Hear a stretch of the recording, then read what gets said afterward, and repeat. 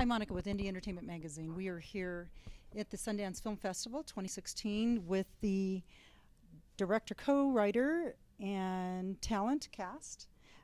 We've got Jane Ackermann and we've got Derek Kimball. Congratulations, actually, and you're here at Slamdance, correct? That's correct. Right. Yep. And tell us a little bit about your feature. Is it a full feature, Neptune? It is a feature-length film. Yep, Neptune. Okay. Yes. So tell us a little bit about the plot, first of all. Sure. Okay. The Neptune follows Jane's character Hannah on a sort of a journey to sort of find her place in the world. She's raised on a small island off the coast of Maine, in a very tiny church. And what period is this? It's set in the late 80s. Okay.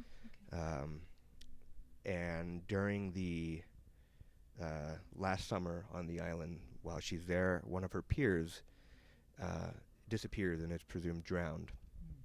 So she takes a position on the missing boy's father's lobster boat, and the exposure to that new world kind of sends her trajectory away from the kind of insular upbringing and into her own new experience.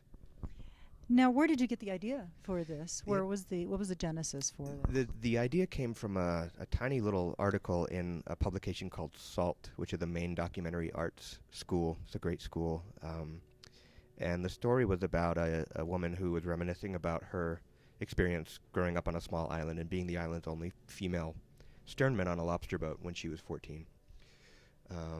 And I just felt that was a great seed that would allow me to paint in the colors of my home state, which has been a lifelong dream of mine. And where is your home state? We are both from Maine. Oh, okay, both from Maine. And I had moved away and was living in Boston and New York for about 10 years, and then moved back to make Neptune. And Jane, tell me why you selected this role. Tell us a little bit about your role and why you selected it. So my character's named Hannah, and she's 14 years old, and she's lived in this very kind of insular, as Derek said, like selective, small community her whole life. And so when I signed on to the project, I was 14 as well, just like the character. And I had never worked on a feature film before, and so it was kind of new. And what really attracted me to the role was that she was a blank slate. Like, she was having all these views imposed on her, but she, at her core, was just so pure and so, like, receptive to everything in her environment, and that's what drew me to the character. And did you film all in Maine? Was it filmed in Maine? Yes. Yeah, it was filmed in Maine with all Maine cast and crew. Okay, and then so the other thing too, you what other projects have you had prior to this that kind of other projects that you had in the past that help you in everything you've done up to date? And so in other words, the projects that you've done in the past gave you ammunition and education in order to be able to do this feature. Sure, yeah. I think ideally any artist is following some kind of thread that is hopefully, a question that isn't easy to answer, and every new work chips away at it, and Neptune is kind of, the last 3 films that I've done kind of involve young people at pivotal points in their lives. I did a short called I Want You to Know and The Bully, both which had pretty successful festival runs, which definitely helped to raise funds for Neptune. But, I think what I was trying to explore is the way that small changes in the adult world can seem very monumental. You mean to young adults? To a younger person. Okay. There's a pivotal point in every kid's life where they start to realize that their parents or their guardians, who they had idolized or sought some kind of guidance from, are just people or approval. Yeah, and they're just people who are doing the best with what they've got, and at some point that glossy sheen kind of is stripped away, in a small way. And I'm really interested in the way that those kinds of changes affect the lives of young people in a really colossal way. And I like being able to. So you're talking about transformation, really. I'm talking, yes, but small transformation. Right, almost micro. Yeah, okay. And the ways that those kinds of transformations in the mind of a young person can almost have a sort of mythological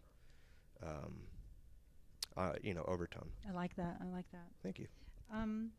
So, Derek, did you always want to be a director, or what did you want to be when you were young? I was shooting killer blob movies when I was 6 years old, Okay.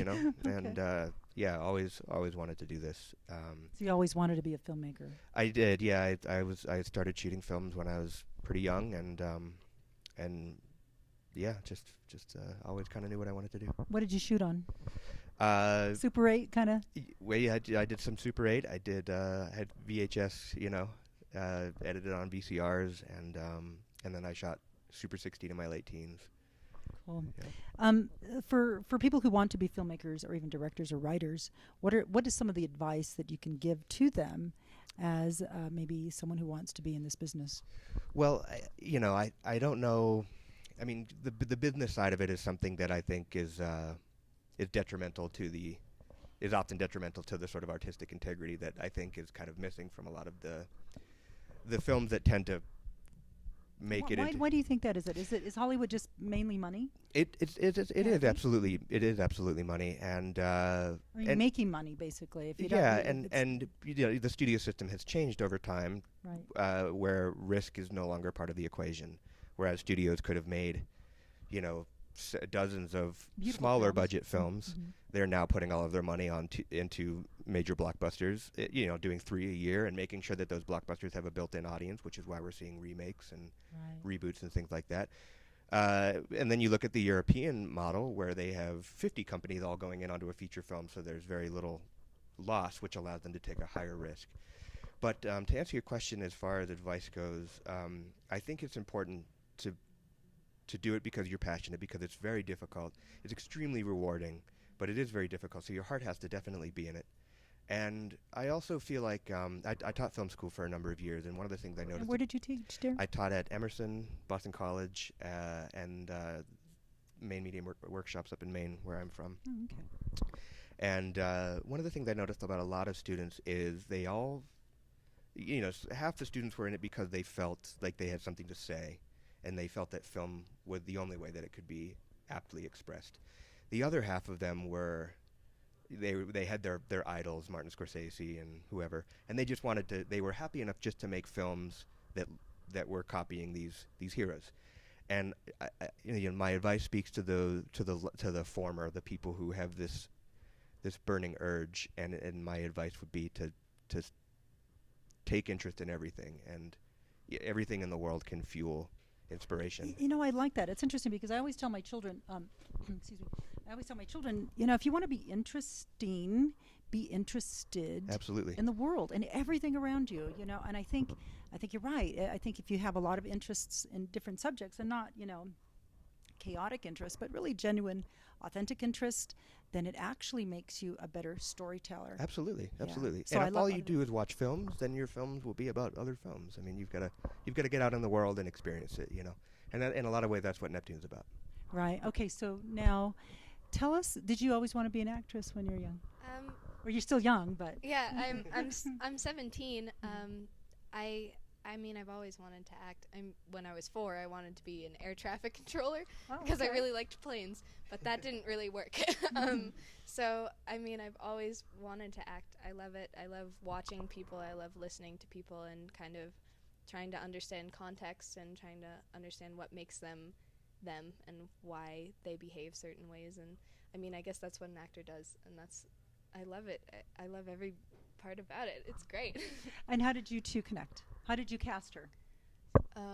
It's actually kind of a funny story. Okay. He found my headshot on a Boston casting website. Okay. And So those actually work. Yeah, they Okay. work. They work. Okay. And so he thought I was from Boston, and they were trying to do the main cast solely. But he reached out to me anyway, and it turns out I lived across the street from him. Oh, really? yeah. In Maine? Yeah, I had kind of backburnered her headshot because I didn't know how feasible it would be to bring her in from Boston every time we wanted to shoot. But I really liked her headshot, and He does have an innocent look to her. Is yeah, that the there's character a seems definite to be quality there. Right, That I was see that that. was there in the headshot. So it's a good headshot. I remember it was like very out of focus, and I was kind of like, okay, yeah, this is maybe this is the one. But so yeah, so I kind of backburnered it, and I was like, I kept going back to it, and finally, like, I'm just gonna call her, and it turned out that she lived across the street from me. So Unbelievable. That's yeah, an kinda incredible story. Now serendipitous. that's a Yeah. good story, right? Yeah, yeah.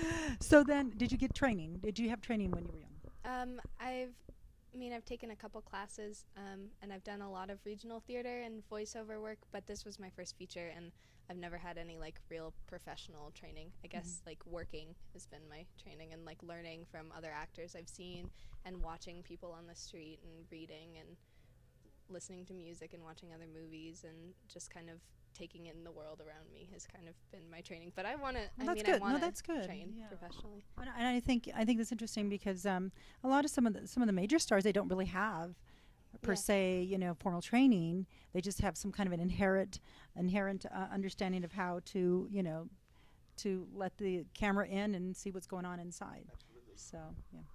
Yeah, I think a lot of times with young actors, because they haven't had that training that you're talking about. I think a lot of the training, you kind of start building a bag of tricks to fall back on in the event that you're stuck with a Right. stale moment. You know what I mean? Which is everybody has their survival kit. But one of the wonderful things about working with young actors is they haven't built up those bag of tricks. So no, I shouldn't say they in general. Jane, I was really fortunate with Jane because she's so wonderful at remaining present and just being receptive and responsive to everything around her, and she's a very intuitive actor. And that's what directors like. They want someone who's intuitive, someone that they can kind of manipulate, and then they understand, and then they can get into where you want them to be. Well, yes, but also you want to be able to give them the space to make the character make theirs, right.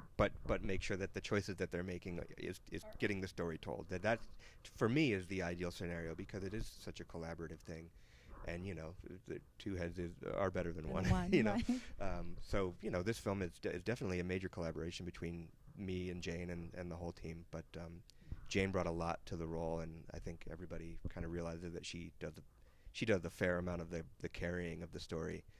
She's in every scene, Oh, and she carries it for sure. good. And so, basically, in summary, what do you want the audience to learn from your film? Do you want to answer that one? No. Okay. you wrote it. I think kind of what I was talking about. You touched on it earlier. Yeah, I think what the story is, that it's in the heart of the story is basically about an individual experience in the world, a sensory experience. Hannah's story is about the awakening of her own individual sort of sensory experience in the world that has been, up until this point, imposed upon by her guardian and by the other people who have expectations of her. And this is really about how she casts those off and starts to look at the world and hear the world on her own. And I think that, especially in an age where we're so bombarded with stimulus, it's important to take a minute and just be in the world, and, I like that. and I think hear it and if anything, let's learn that, right? see it. Yeah. And I hope that's what people take away. You were going to say something. Go ahead. I think also, like, as a young girl and a young woman, an actress and human being, I think it's really important. What I learned from being in this film is how important it is to listen to yourself and to kind of listen to people around you, but just trust your instincts. And I think that is definitely and like to be that. present and to be alive and to recognize and to allow yourself to be overwhelmed, because that's when you hone that in and you kind of pinpoint what you like and what makes you feel something. That's that's the only way we can live. And Yeah, that's the beauty of living, actually. Yeah, and to be able to grasp that at a young age, congratulations. Right? Right. it's this man. It's because of this man. Well, congratulations to you both. Exciting. Thank you so much much. success to you both. Thank you again. Appreciate it. It's an honor. And I always say that at the end because it is an honor for us to be able to meet storytellers, talent, and we love what we do. So thank you. Well, we definitely couldn't do it without you guys getting the word out, So thanks a lot for having appreciate us. it. And again, much success.